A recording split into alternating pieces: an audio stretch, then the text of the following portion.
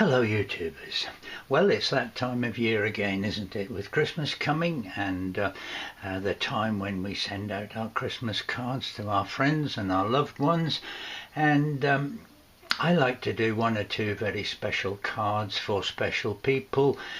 I don't know, sometimes of places they've been or events and things that mean something to them. So I know there are plenty of templates on various programs that will enable you to do your own cards, but I like to do mine myself. Some of the templates are far too elaborate for me, and I'm simple and I like simple messages. So I've got one or two images open on Photoshop Elements, and I'll show you how I might produce a card. It's a bit difficult for me working sort of sideways on this, but first of all I want to have a look at the image size. So we'll have a look at the image size, and a box comes up that gives the width and the height. I want to do mine roughly 6 inches by 4 inches, thinking ahead that that's a size that would fit into most envelopes quite easily. So the width, I'm going to in a little while double the width, and most printers really only handle A4 paper, so I don't want the total length to be more than about 11.5 inches. So I'm going to make, in this case, the width 5.5 inches, and it will automatically, if we constrain the proportions, give us whatever depth it likes really. So the next thing to do is to go back to image size, and now we look at canvas size. And I don't know how well you can see this dialog box, but there is a facility here called anchoring, and I'm going to anchor my picture to the right. And now I'm going to change the width, not the height but the width, by, I'm going to double it and put 200% in. And now we have the formation of a card. Obviously when it's folded in this particular line, then this area will be the back. In my case, you can put what you like on the back, I suppose, but I have a logo, which is my logo that I use on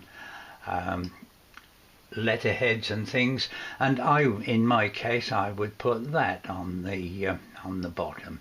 You'll see that there are constraining marks around the outside. We don't want to be too big. We're somewhere round about that, and we can move it where we like. You could bring a ruler in here to get a center line, which I can't quite see the measurements, but we'll assume is there. I think I'll make it even smaller, and so we'll click OK to that, and we've done that. Now when you have the card folded, of course you'll have loads of space to write your personal messages in, but it might be a good thing to maybe put some text onto the front of the thing. So if you select the text tool and the horizontal text tool, then in your options bar, obviously you have all of the hundreds of fonts that you can use. I like simple fonts, and I choose Helvetica, and you can choose your color, and in my case I'm going to choose right. So now with the background highlighted, you can start your text. So if we were to say happy, that's not quite big enough, but we'll say that's okay. And you will notice when you use the text tool that it puts it on its own layer. So for the moment we'll commit that, and we'll go back to the text tool, and we will say, what will we say, Have I done that right? No, Christmas. Okay, can't see if that's right. Yes, that's okay, and it's on its own layer. Right, so now that we have those there, if we go and select the Move tool, which is V on your toolbox, we can move it around, and we'll move Christmas to there, shall we say. That's okay, that's following a diagonal there, so that's okay. But if there's many things you can do with text, you could go on forever. But if you highlight it by double clicking, then it's not quite big enough, is it? So we will go down and we'll change it to, I don't know, 18 point.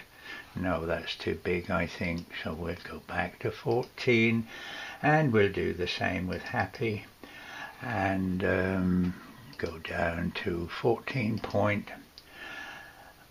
No, I didn't highlight it, did I? Beg your pardon.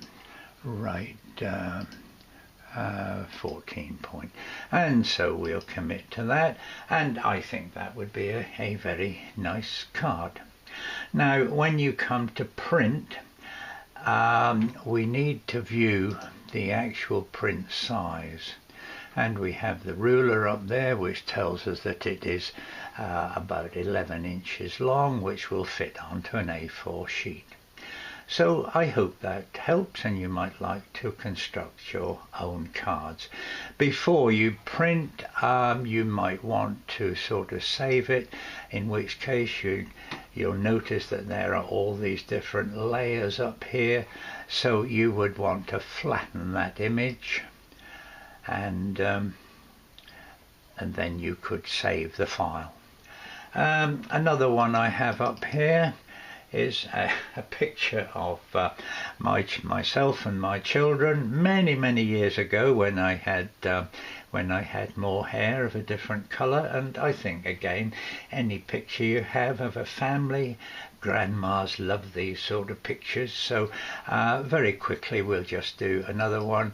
And so if we go to image, and as usual, image size, we want again to have it 5.5, and in this case the format will give it a little less. So we'll say OK to that. And in this case I'm going to view the print size, because I'm now going to do the same thing, in that I am going to go to image, resize, canvas size. You don't always have to lock it to the right. You could make what would be a tent card if you like. So suppose we do that, and we lock the image to the bottom, and then we increase, no, that's wrong, we increase the height in this case. Just a moment, increase, sorry, increase that to 200, not one, that's going to be a bit big, and 200, and we say OK to that. So now you have a card which would be a tent card with the same facilities to put text on there if you wish. I think this picture's a bit too messy to put any text on the front, so you would have to put your print on the inside. So I hope that interests you, and you might like to make your own cards, for the one or two for the very special people who you are attached to. So that's all. So goodbye.